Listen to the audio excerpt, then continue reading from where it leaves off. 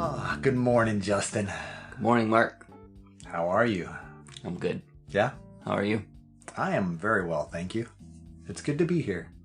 And just on a side note, I guess, I just want you to know I appreciate what you do for the podcast.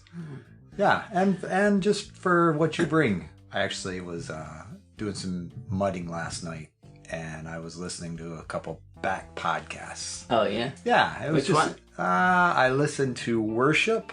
Cool. And the other one is I'm drawing a blank after. That was a good one. Yeah, Worship was a good one. I meant the one you're drawing a blank about. No, I was, and that's what I was thinking about. But it was just, because there was a number of them I listened to and just kind of thinking about it. And just wanted you to know that I appreciate you. Well, I appreciate your appreciation. This is appropriate since we just published gratitude yesterday. The gratitude, yes. Yeah.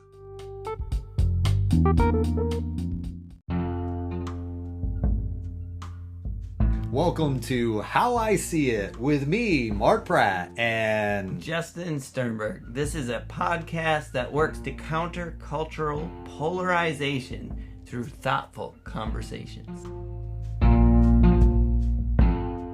And yeah, we're experimenting. I added, I guess, with Spotify. If you use Spotify to listen to your podcast, you can put Q&A questions out there for your audience. So I experimented with that for the gratitude one. So even if you've listened to the gratitude one, I know it's been some weeks since that one's been out by the time this one will be out, but feel free to go back there and answer the Q&As, and that'd be kind of fun to... Yeah, we just asked about gratitude and stuff. So, Mark, you already did your Q&A. Thank you. Hey, no problem at all. I'm grateful for you as well, Mark. Well... Bringing your voice of reason to my, whatever you call this voice. There was one thing I did listen to is how often I do say my key phrases. I'm gonna work on that. You know, granted that was. What are they, Mark? What key phrases? I have a number. Yeah. But yeah. It's fair. Like I say. I hear you. I like the fact, especially with I hear you. We described pretty early on what that means to you, and I think it feels like it fits in a lot of the times you use it. Because I pay attention now, and I'm like, you're saying you hear me, but you have some more thoughts about it. You know what I mean? I do. I think yeah. I don't know. And it's a good signal. But it's not, as I was listening even last night, it's not always that I don't agree with you either. So like I say, that's not necessarily a cue to say that when I hear you say that phrase, that I am in disagreement with you. Yeah. And I'm just hearing you. So yeah, it's a little more complex than that. Yeah. That's fair. So what are we going to talk about today, Mark? Oh, this is going to be a tough one. Yeah? Yeah. We're going to talk about parenting today. Oh, no. And whose idea was this? I think it was a spouse of one of ours. Yeah. But not yours. Not mine. So yeah, that narrows it down. All right, Megan, this one's for you. And so many others. Yeah. Hopefully. That's the reality of it. And I think the part that makes it tough for me is I recognize this is a passionate topic for me. I can remember early on in my journey, you know, and I may have shared before, we were at a conference and, you know, it was kind of talk. It was actually Bill Hybels, one of his retreats, you know, his leadership retreats, leadership summit. And I hope you didn't take all the lessons from me. I did not. Kidding. But, you know, like many people, there's a lot of nuggets that they offer. Unfortunately, they don't always. Yes, they don't always follow their own leading. So, you know, but despite what has happened, you know, to Bill and his family, that kind of thing, I can remember he was talking about Moses and his holy discontent. What made him... the things that made him angry. And Bill invited us to, you know, recognize, take time to acknowledge what was our holy discontent. And I know for Chris and I, it became the status of marriage and family, in our community and that really was the impetus for this journey that I've been on for past 15 years, Yeah. going back, getting schooling, that kind of thing, pursuing a degree. And a lot of it was really just I guess it, in some ways, it exposed a passion that I didn't recognize, part of my heart that I just hadn't noticed before. Yeah. And so, this, the topic of parenting is very near and dear to me. And, I won't say always, but routinely, I'm willing to help, anyone in that area who is struggling. Not that I have all the answers by any means, but I believe, parenting is so much about, the supports we have and the people who are on the journey with us or come alongside of us in that process of, raising our children and just adjusting to life cycle stages as they come. So, yeah. Well, what's interesting too is, you mentioned I'm willing to help any who, are needed or whatever. I think that's a big part about parenting that is potentially problematic, is we're so unwilling to get help. But I do think there's some culture to that. Basically, it's like if you have to ask for help with parenting, you're not a good parent. But that's ridiculous, right? Yeah, because that's probably the most important thing I'm asked to do on this planet, and I'm supposed to do it on my own. That seems a little ridiculous. And on top of it, there the joke is there are no manuals, right? Sure. But the fact is there are a lot of really good books. There are a lot of good, resources. Resources, exactly. Sure. And there is opportunity to be better. Oh, sure. If you are willing to look. Yeah. That's good. And, the fact is parenting is a very polarizing topic for a lot of, I shouldn't say parenting itself is a polarizing topic. The style of parenting is polarizing. Sure. And I would even say, in our experience as parents, our parenting style in a lot of times in our life have separated friendships. But what I mean by that is we were good, close friends with a certain couple or a certain family, and then parenting styles dictated that it wasn't going to work. Because of the way their children interacted or our children interacted. And I know I'm not alone. I think this is a thing that happens, right? Where you just recognize, I don't know if this is working in a sense. And, especially when it's like younger kids and it's, your kid is beating up my kid, or it's like, it's kind of that blame game, or vice versa. It's, yikes, I'm not sure I want my kids acting that way and seeing that as a model, right? So there's so many ways that can go, but it's a thing that happens. It creates a polarizing aspect in our life where once we were on the same page with someone or, family or whatever, now we're on different polars, right? And it can cause, it's like flipping the magnet around and they start pushing away, right? It's very much like that. We've seen just a few times in our life, and it's hard, because, that can, as you're saying, that can be one of those facets that tend to define which direction we go. Yeah. There could be a lot of other likenesses, but when it comes to our children, our tendency is to say, okay, influence is important. Yeah. And especially as, a younger age, how do we, bring people around our children that model the behaviors that we desire to reinforce? Yeah.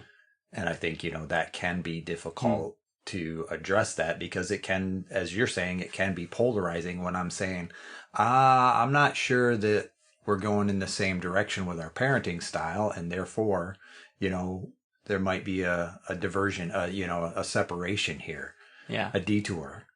And I think that is a part of being a healthy parent, is to be able to recognize that yeah, this influence isn't positive. Not that I don't necessarily care about you as an individual, and and there can be other ways that we can still maintain relationship, but kind of once those lines are a little drawn, it's tough to kind of do it the same way as you once did. And I hear where you're coming from in that process.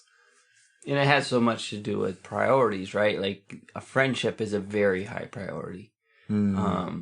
However, in our house, it's not a higher priority than how my kids are raised, right? Sure. And so sometimes those, like you said, those lines are drawn due to the priorities, and sometimes they're not, right? Sometimes the priority is the friendship, and the kids pay a price, or sometimes this is one thing I wanted to share too. Is this is very much a how I see it episode for me. I got lots of thoughts. I'm happy to share about it, but I recognize this is a very singular view from just me, where I have seen more and more both as my kids get older, but also as I'm around other parents, good and bad, you know what I mean? What's a good parent? What's a bad parent? But you know what I'm saying? That there is a unique chemistry in every family unit. Sure. So there is no one size fits all answer. There are best practices. There are good ideas. There are principles and truths, like the Bible talks about. You know what I mean? You reap what you sow. That's a principle, and that's going to fall right in line inside of every aspect of your life, including parenting, including your children, right? Sure.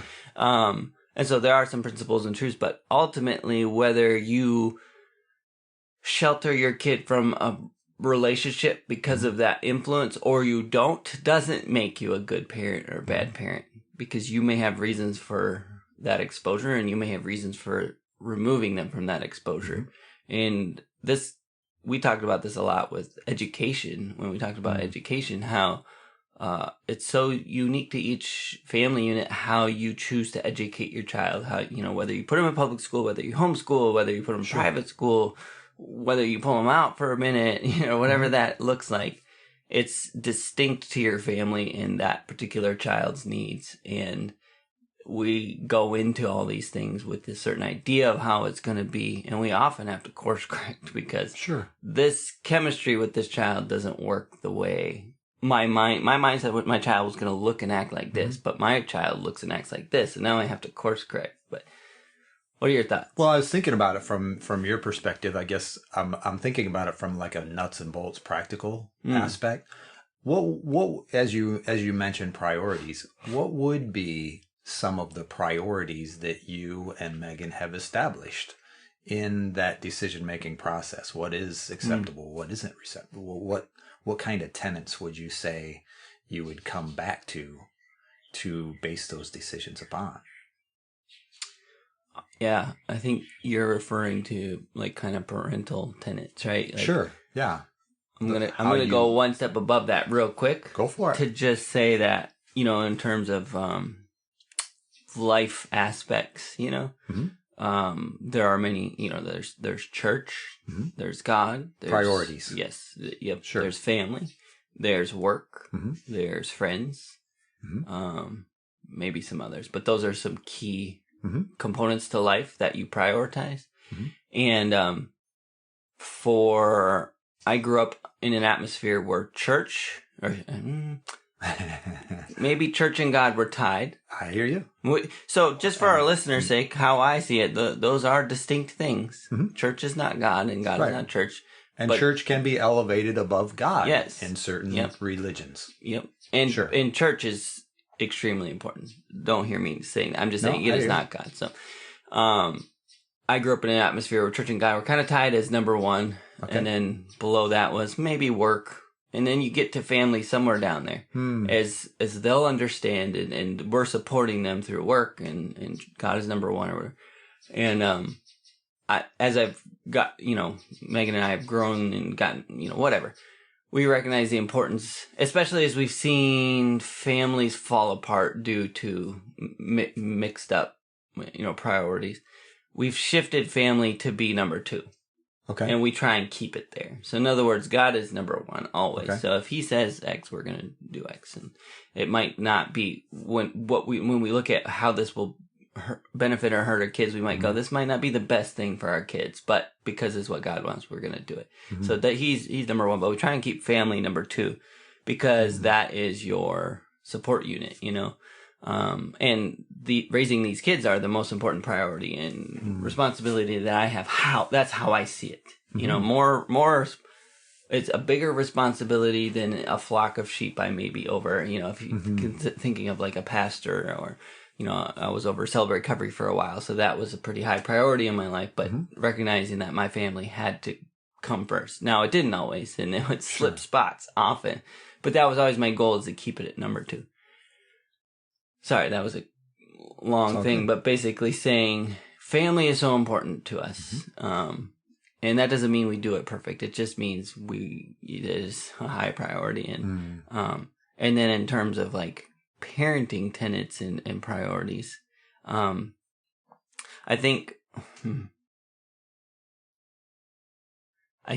our kids being obedient is a pretty high priority in terms of tenets in our life. And that doesn't mean, it doesn't mean we, you know, give them the switch if they don't do something right or whatever. It doesn't mean they don't have a soul, right? Like we discipline it out of them, right? Yeah. Like, it just means when push comes to shove and it's time to obey, you obey, and we're not going to argue about it. Now, of course, it's not perfect, and there is arguing, and whatever. But I'm just saying, like that was a pretty higher priority for me early on, from the outset. So when our kids were babies and starting to become toddlers, for me, accountability has always been very high on the list of priorities. So once I could see a kid could disobey and give you that look that says he, I said, okay, I know you know that's wrong, therefore I can hold you to that. Sure. You know, where I don't see that a lot, actually, in almost any parents, and that's okay. Again, this is very much how I see it, but I'm like, okay, now I know you know, so the next time I'll be very clear with them. Bad, good, you know, and then if they do it again, say, well, you did the bad thing and you know it's bad, you know, and they would get their consequence, whatever that was. But, so discipline, I think, is probably a big thing. And so when it comes to like influence with other kids, like when they were younger, if the kids were super undisciplined and like just disobey, you know what I mean?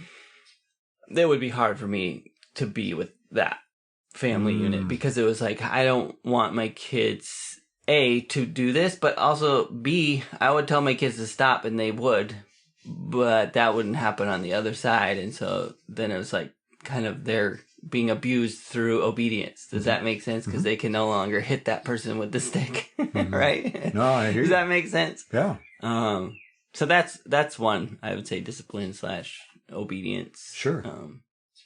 I don't know. I think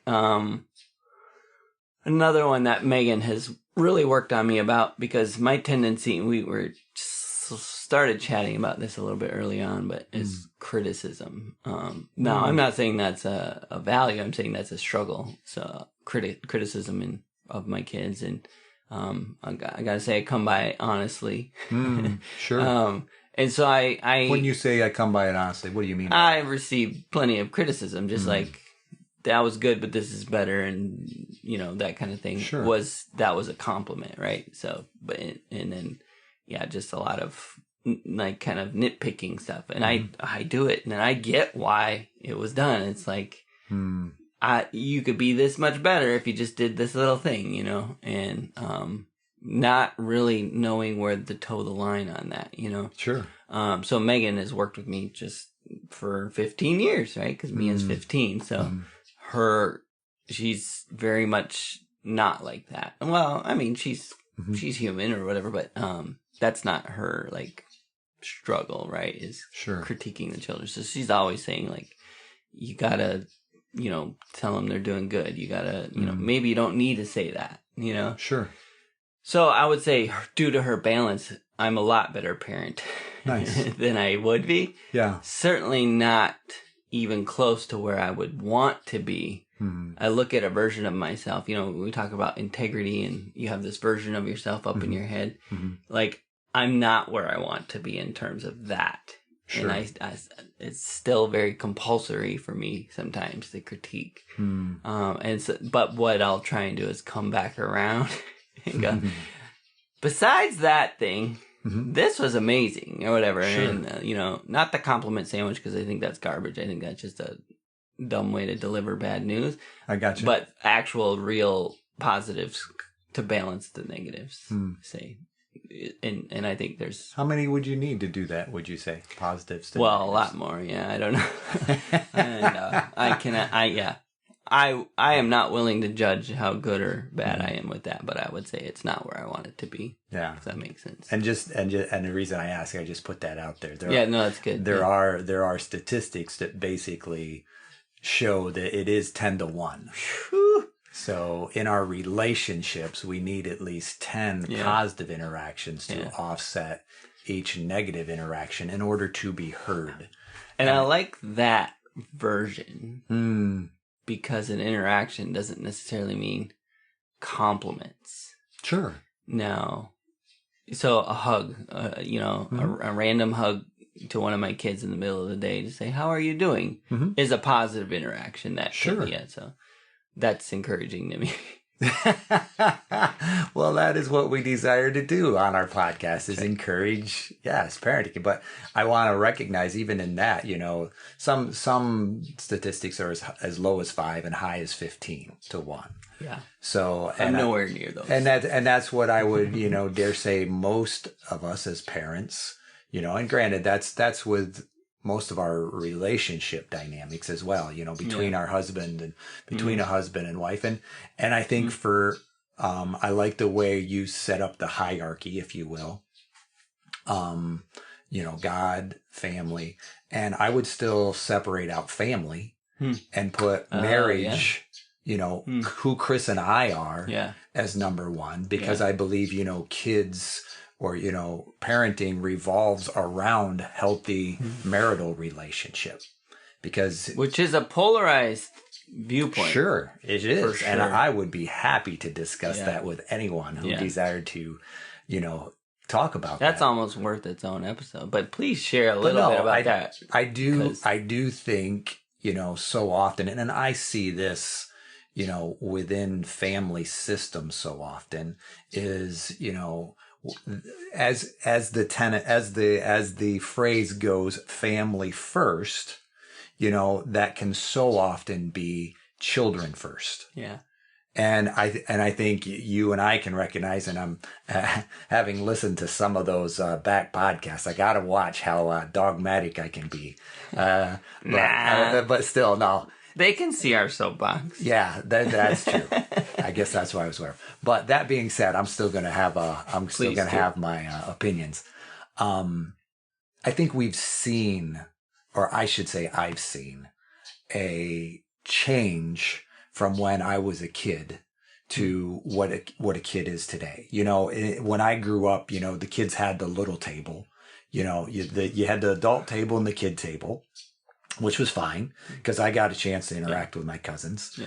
And, and my grandparents, if they weren't serving or whatever, adults got to go through the line first. Yeah. That kind of thing. And I'll say. The kids did the dishes.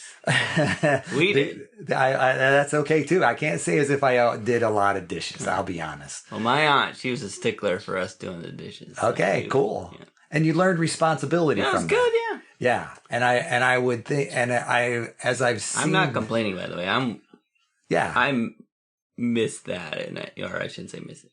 Well, and I think there was a part of that communicated healthy leadership, hierarchy, if you will.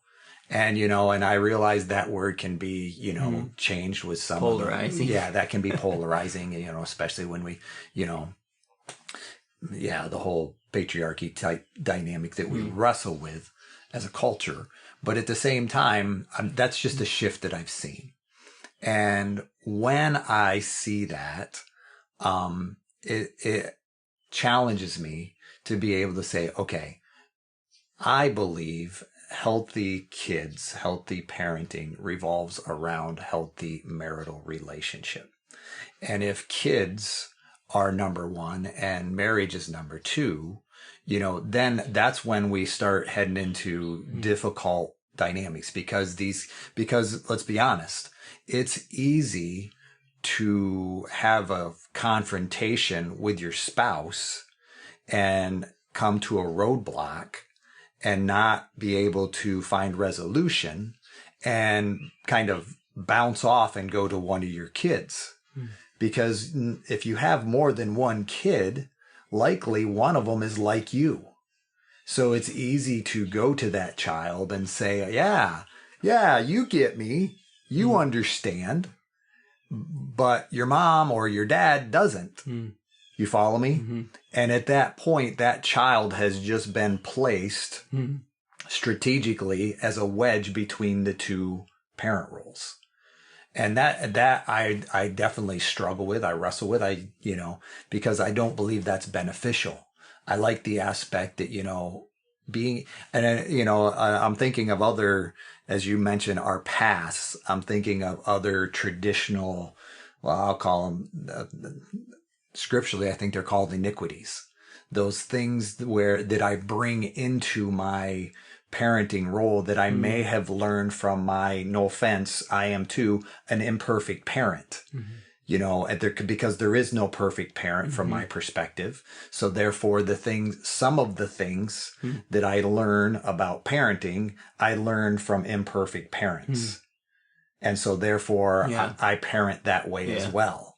Yeah. And I think, that is a dynamic where, if kids are definitely the priority, I believe that leads towards that empty nest divorce type situation because the thing that united us is no longer there uniting us. Yep. And that's why I think together at all the soccer games, you do all the things for the kids, and then for the kids goes away and for what?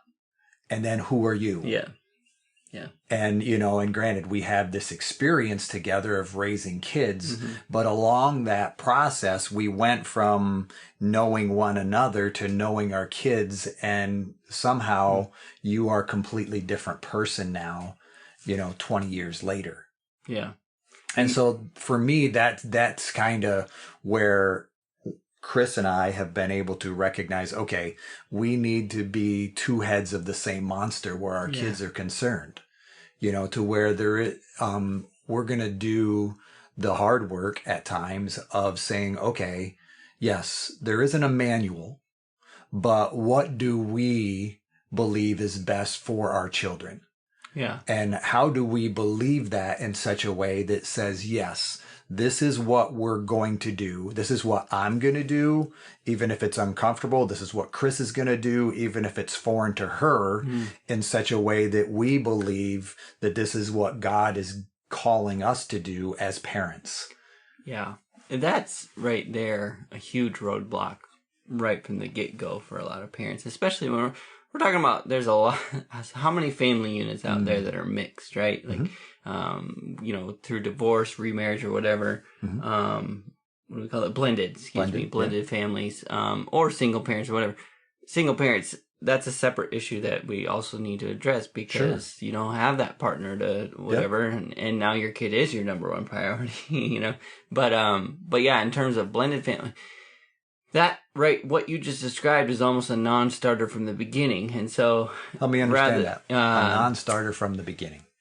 I certainly don't mean it's a non-starter. I think it feels that way, where there's so much baggage to your parenting style that you bring into this blended marriage that to reconcile it with all the baggage of that, your spouse's parenting style feels daunting and or nearly impossible. So you kind of tend to parent separately and then deal with the consequences through little tips, right? And just so you know, I'm saying I agree with you that the number one most important thing you can do in a blended family and in a non-blended family is get together separately from your kids, figure out what it is you agree about, and also figure out the things that you disagree about, and work to figure out a middle ground there, whatever that is, so that you're on the same page. Because that's the wedge comes into play so quickly when I'm going to parent the way I think they need to be parented. And then your spouse says, yeah, and I'm going to parent the way I think they need to be parented. And it's just whiplash for your kids, right? And they know if they want X, they go to dad. If they want Y, they go to mom. You know, that's obviously a very common thing. Yeah. But yeah, so I'm totally with you. I'm just saying it is, I think in some cases feels impossible. And I don't think that's true. I think it doesn't matter how impossible it is. That it should be your number one mandate if you want your kids to have the healthy parenting that they need. Sure. I equate it very similar to like our solar system. In other words, the Earth rotates around the sun. Yeah. Not vice versa. Yeah. I mean, granted, for years, you know. Yeah. We thought there was the understanding that it could be the other way around. We know that's not the case. Yeah. And from my perspective, you know, healthy kids, healthy families revolve around healthy marital relationship, that kind of thing. Yeah. Because I don't think healthy kids make healthy relationship. I think healthy marriage relationship makes healthy kids. Yeah. Because we know that kids need that consistency, that boundary, and I will say, you know, and the stability. The stability. Yeah, that's exactly where I was going from. Because, you know, as I work with families and, you know, and individuals and even single families, you know, and I think that's another dynamic. Single parent families, it's just a little harder, not sometimes much harder, to create that stability. You know, but I do believe those individuals who can kind of, corral the wagons to a certain degree and create this stability, you know, their kids are far better off, you know, than the instability that we can see maybe even in some, you know, marital relationships. So I like this word stability. Yeah. I like this word stability when it comes to tenants, right? You asked me, because I mean, I think what you're saying, and I think I'm just like really hearing it and agreeing and just saying, wow, yeah, that stability should be a very high priority, higher than the style of parenting. Sure. Because we spend so much time fretting about the parenting style and then go off separately, you know, and parent the way we think they need to be parent, when really the more important value would be stability, in the sense that they see that you're of one mind and all that. And even like you said, as a single parent, that you don't one day say, you can have all the treats because I feel very guilty about how life is, the life that I'm giving you. And the next day you're angry that they don't do what you want, or they're hyper, right? They're not listening to you. Right. They're not listening, etc. So then you crack down. And so there's that, roller coaster of emotions that happen. Again, this is an extremely difficult thing to do, especially as a single parent, but it is, I would say, if you can think about stability being one of the highest priorities in terms of what you can offer your child, because they're going to come in, they're going to leave eventually, and they need that stability as a place to nurture, you know, as a nurturing place. Stability is a growth. Yes. So that's where growth can occur. It's kind of that incubation period. And incubation is stunted if there's not that stability, because you're constantly readjusting and starting over. You think about like a cocoon for a moth, you know, if you were to like shake it every 2 minutes, like just really hard, I'm guessing that thing's going to either not make it out alive or maybe be stunted, right, in its growth. And I think it's very similar to that when we lack stability. And stability doesn't necessarily mean you never move houses or you don't move states. Sure. You know, there's a lot of good Coast Guard parents I've met over the years, because we're in a Coast Guard area, right, where their kids have a very stable environment, but not physically. They're moving every 2 years. Sure. But it's that emotional stability. Yeah. I want to hand it back to you. No, and that's fine. And I think that becomes a part of the, you know, the single parent family. And I agree in the context of the blended family, where you're sharing, you know, the difficulties. And I feel for blended families. And what I recognize is it, you know, in a typical family, you know, typical 2-parent family, you know, it's relationship, then children. So when I come into a blended family, I already have children. Yeah. And in that case, there's likely been a period where alliances are built, to where that child has become a support for me as a parent and vice versa. So it's become stability to the parent because the parents, sometimes even unhealthy propping, if you will, to where I use that child for my emotional support. I mean, I would argue that it's not devastatingly unhealthy, but I would argue it's always unhealthy when your kid becomes the only source of stability. You know what I mean? Like that's why I use the word propping. Yeah. If I am putting my weight on my child to keep me up, that is unhealthy. Yeah. I need to have other people, other adults around me that are part of that emotional support system for me. It's good. And that's where, and I think that's when we talked about it originally, and having, wedges between parents. I think that's the difficulty. I'm already bringing more wedges into my, blended family than I might want to recognize at times. And I think that's when, being able to have the difficult conversations. Doing the work. Yes. Of being able to say, okay, and being able to recognize here again, I'll using some other materials, but personal vows, I believe come into that dynamic, that aspect where I have gone through a hurt or I have experienced hurt.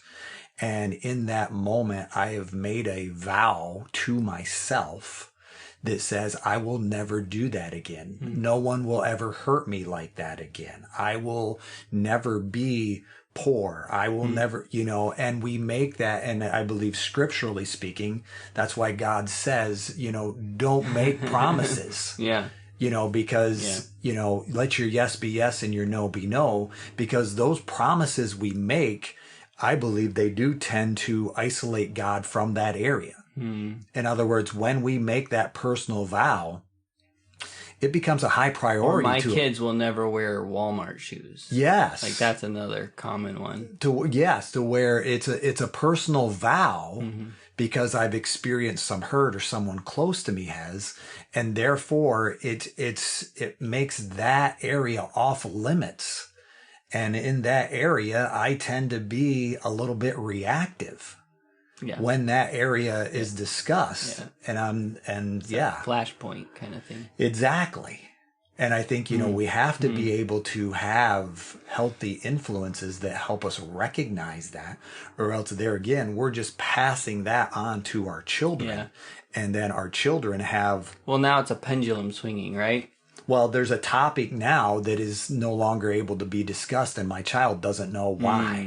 Gotcha. Why can't we? I'm not saying there can't be a pendulum. Yes, I'm in agreement. We're talking about two different things, but exactly. Right. To where, and I would call that the transgenerational dynamic. The things that I pass down to my children, that's part of my imperfect parenting.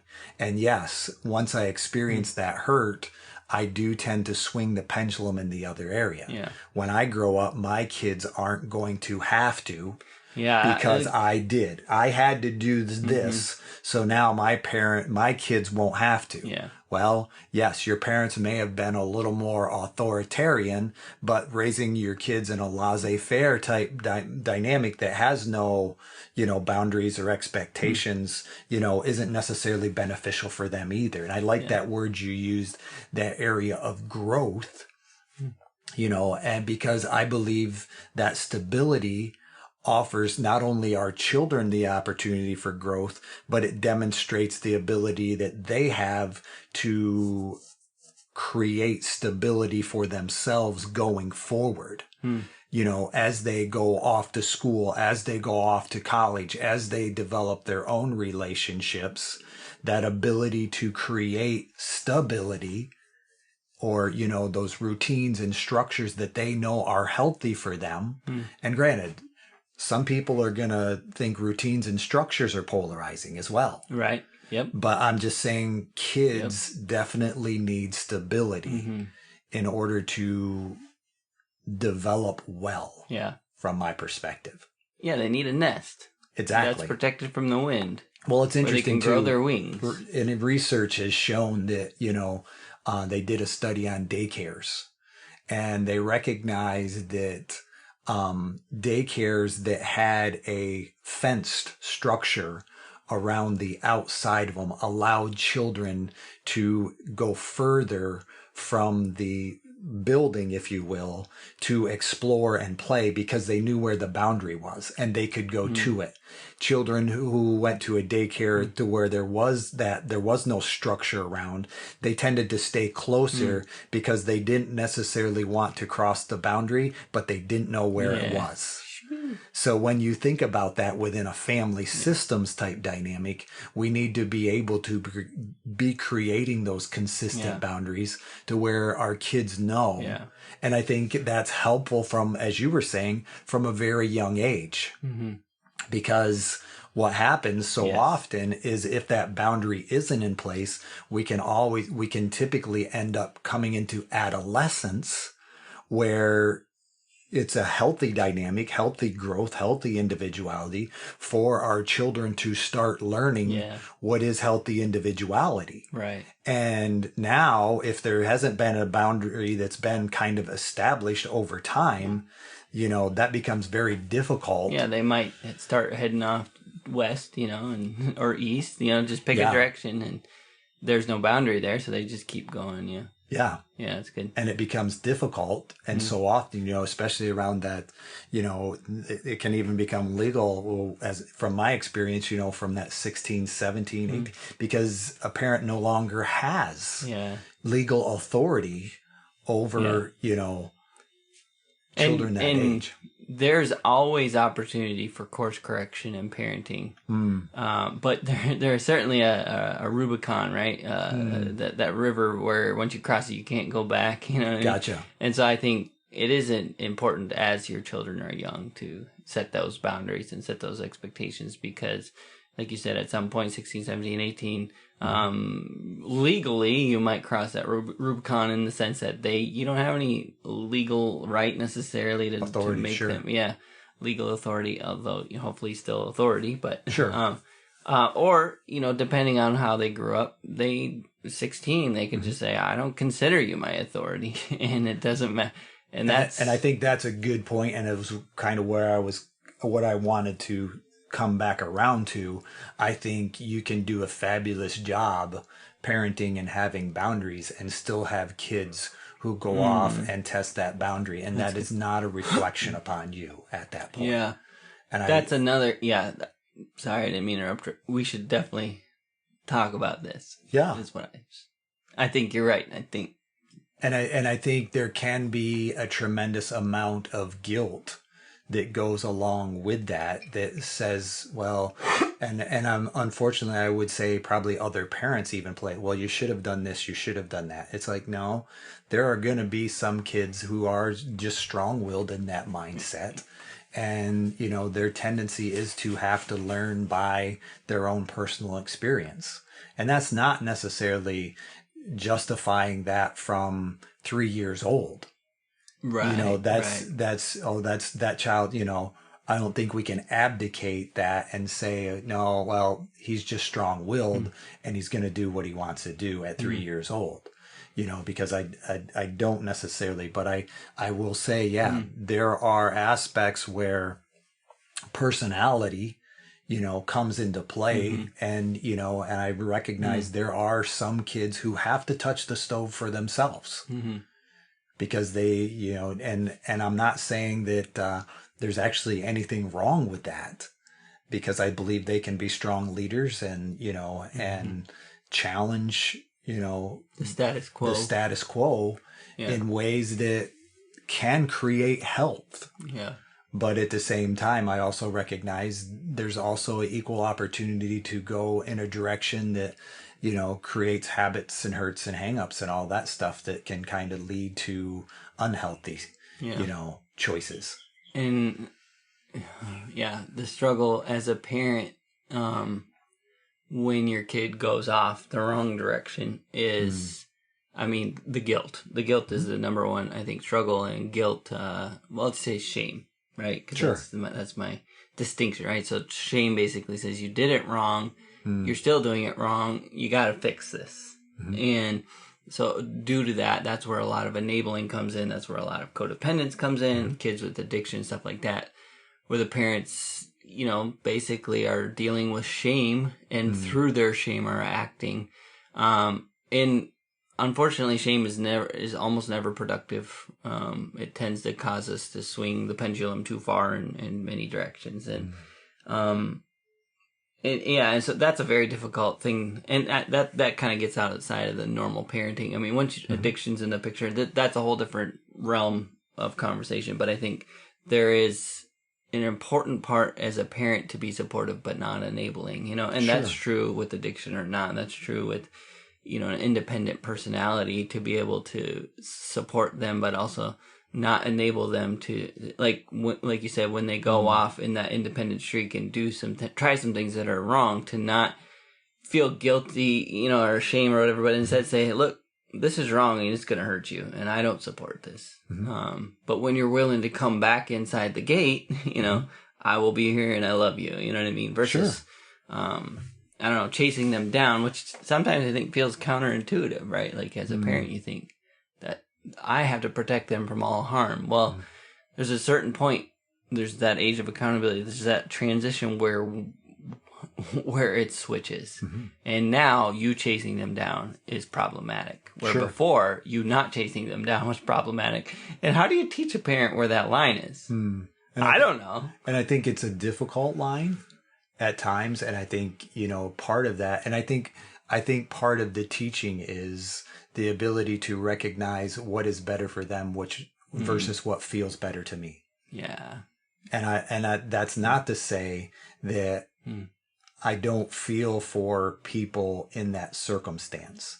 But I think so often the chasing down feels better for me because I'm able to sleep at night knowing they're safe in my house. Whereas if they're outside someplace else experiencing some of the consequences, I may get a difficult phone call. And I can respect the fact that that doesn't allow me to sleep at night. But I think there is a line there.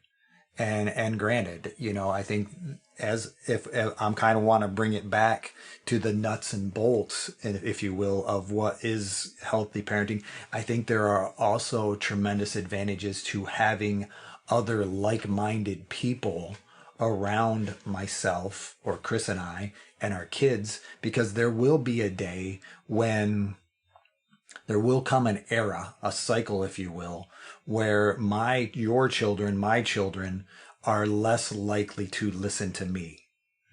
That's reality. Yes. That's part of healthy development.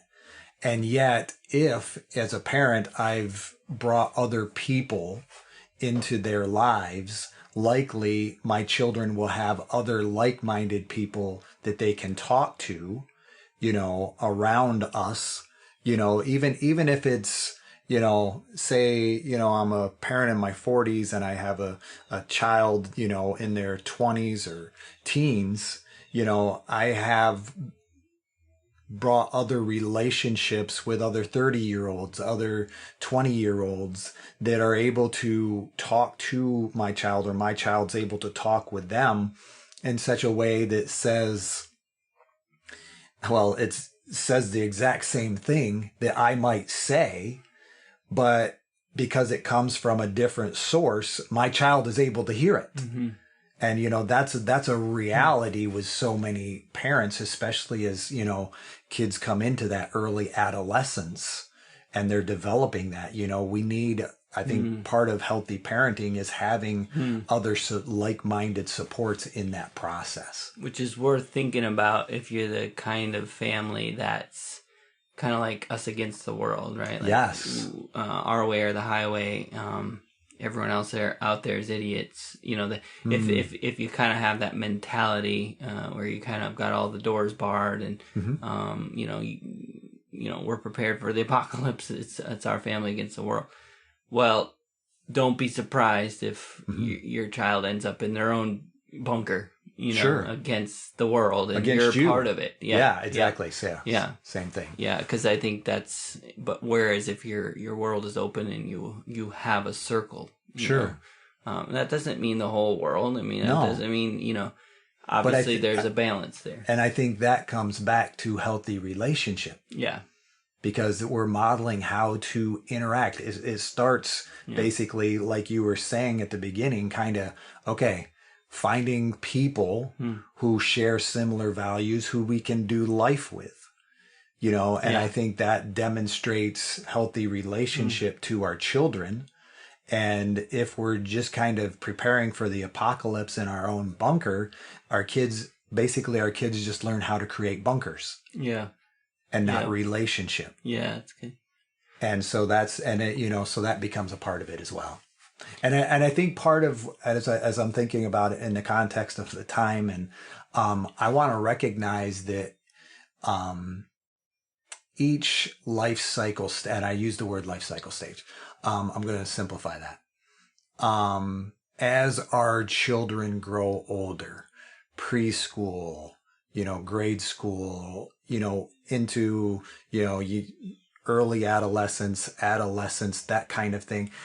I want to recognize we're going to have to learn, we're going to have to adjust our parenting styles with each, because if I'm still trying to parent my 18-year-old the way I did when they were 2, that's not going to work. And if my parents, didn't learn to adjust, that's going to be very difficult. And, for me personally, it kind of comes, a word that I hear used a lot in family systems is respect. And so often our tendency can be as parents to think my child owes me respect because I'm over 24 years old.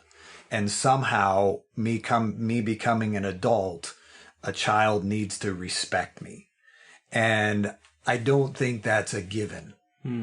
I think respect is something that is earned, that is developed over time as a parent or parents are structured in routine and there's a consistent boundary. Because that boundary establishes, there's a reason. And those reasons over time tend to make sense. They may not always make sense. And as parents, we got to recognize this. They may not always make sense at 13, 15, 18. But yet, if we kind of hold to that, like you were saying, not chasing, not throwing away the boundary because our child is momentarily off the rails, shall we say, that's not to say that they aren't going to get to a point where they're going to come back and say, okay, I understand this better now. Yeah. And it was interesting for me because I'll make this really short. I just did an amend like last week for an attitude I had when I was 20. And, in that process, I was able to fully recognize that what I did made sense based on being 20 years old. But now I was looking back and I was saying, okay, that they made the right choice and my reaction to them was wrong. And I think, our 20-year-old, 24, 35, 60-year-old children still have that ability that I do to be able to say, okay, understanding my parents, where they were coming from, extending grace to them, that they were doing the best they could at that moment, that makes sense. That's good. That's one of the common things that I share with some people that I occasionally mentor in terms of parenting is don't parent for your 12-year-old or your 18-year parent for that 6-year-old coming back saying, you know what, Dad, you were right. Because if you can think about the long term. Yes. The long game, then the decisions you make right now should be based on that. I mean, that's the beginning with the end in mind. But sure. And I think, and while we're saying that, I believe it's also equally important as a parent to be able to acknowledge to my children when I mess up. because I think that's another healthy dynamic to where if I get angry, if I slam the door and I'm modeling those behaviors that I say are inappropriate, then I have to come back and I have to apologize for that. I can't just say this aspect of do as I say, not as I do. And modeling is so important.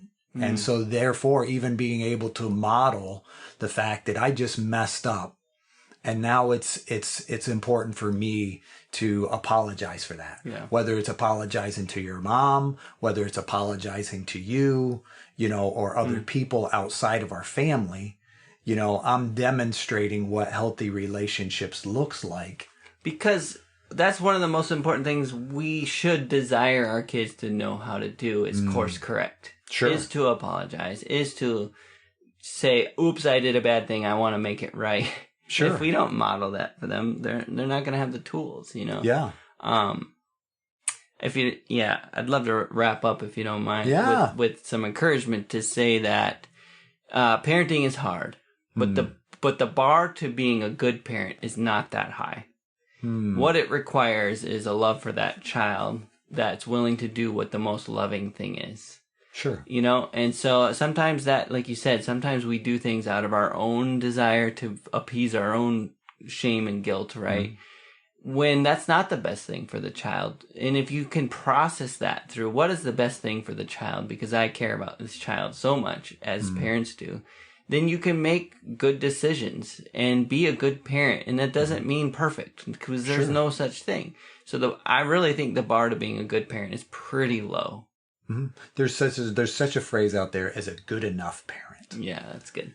And I think, perfection is not on the table. Right. So being able to recognize that, yes, I'm not necessarily settling when I say good enough, but yet I'm creating consistent structures and I'm being, able to create boundaries and establish, acceptable behaviors. And that in itself is being a good enough parent. Yeah. And for me personally, I think it does come back to the fact as a earthly father, I'm going to be imperfect, but every child has a heavenly father from my perspective who offers unconditional acceptance, who offers security, who offers purpose, who offers identity. Who created that? Yeah, who created that child that we may not always understand, but yet we can still trust. And I think for me, that's a tremendous, because it helps me establish what I desire to be by modeling what I hear or what I see in our Heavenly Father at times. And knowing that we don't have to be that. That's correct. Yes. It's good. That would be my encouragement. I hope you're encouraged. That's how we see it. That's how we see it.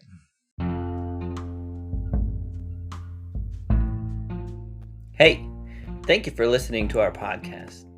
If you like How I See It, please do all the things that podcasts tell you to do. Subscribe, rate, review, follow us, and or talk nicely about us on social media. If you want to reach out, the email is us@howiseeit.click. Yep, I said .click, as in .click. Please tell your friends about this show, and we'll see you on the next one.